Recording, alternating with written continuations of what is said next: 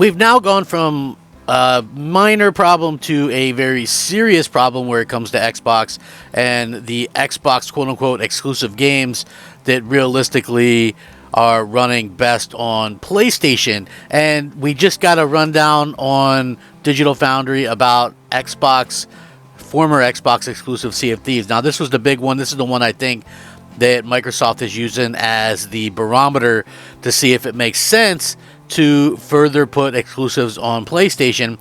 Game looks like it's going to do pretty well, but I'm not convinced that it's going to do well enough for them to, want to run out and start putting everything on there just yet. But it probably will, move the needle 0.01%. And who knows if that's enough to kind of make Microsoft do things differently. But what you're noticing is, according to this anyway, you see that Digital Foundry says clearly that this is just the beta of the PS5 version, by the way. Better draw distance, better shadows, better frame rate. This is the thing. And the funny thing is, you look at the comments, right? And here's some of the comments on their YouTube page about this. Let's see. Every screen is an Xbox. Every Xbox game is at best played on a screen hooked up to PS5. Another one says, Microsoft is in serious trouble with how every Xbox exclusive ported to PS5 is superior in some way to the Xbox version. It's just unbelievable. This one also saying, still waiting for Digital Foundry to detail why the difference in PlayStation 5 versus Xbox Series X game development causes the Xbox version of titles, more often than not, to be the inferior version. Interview developers and collaborate their experiences, look into the architecture, SDK differences. According to the guy in the video, he says he's surprised that the PS5 version is running better than on Xbox Series X, but the real surprise is why Digital Foundry, 3.5 years into the gen, haven't made a video on the subject of why this is the common rule in the multi-plat releases, unless I missed it or whatever. So, again, I'm kind of blown away by this as well.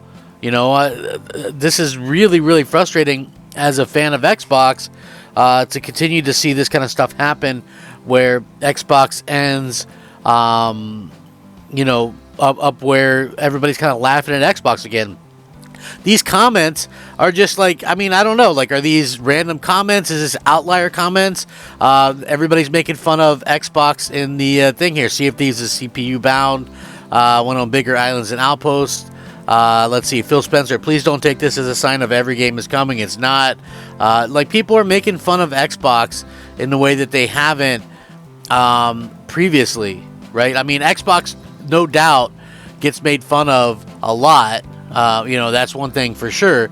But when you look at the whole grand scheme of things, Xbox got made fun of for vastly different reasons in the past, and now it's like they get made fun of because, they put their own games on PlayStation, and then you have a situation where those games are running best on PlayStation. So you have a lot of fans that kind of are now very much under the assumption and very much aware that, these games are going to run best on PlayStation. And it's very frustrating thing to say the least.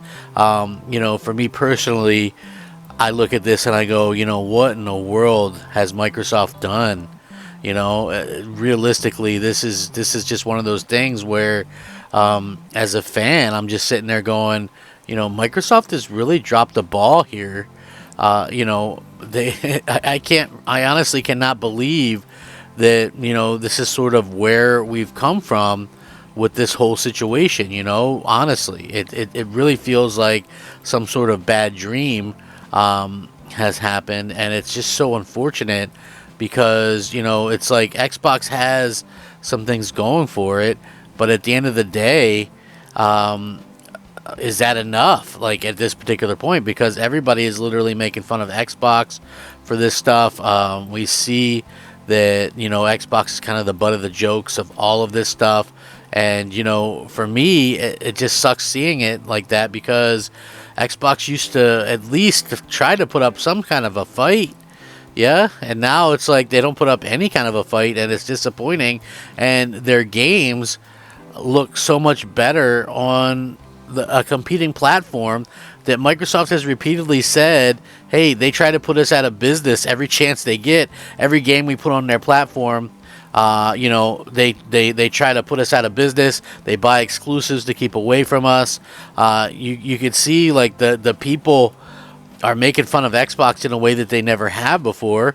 It's always something, like Microsoft does something silly where, they shoot themselves in the foot. And it's really, really unfortunate, to say the least. I hope that Microsoft kind of does something about this sooner rather than later. Like, at the very least, why wouldn't you from the top down just go, make sure that this isn't as good as the Xbox version? You know what I mean? Like, we get simple patches or whatever to quote-unquote upgrade, and it looks like they went all out on the PlayStation version, and it's really unfortunate, to say the least.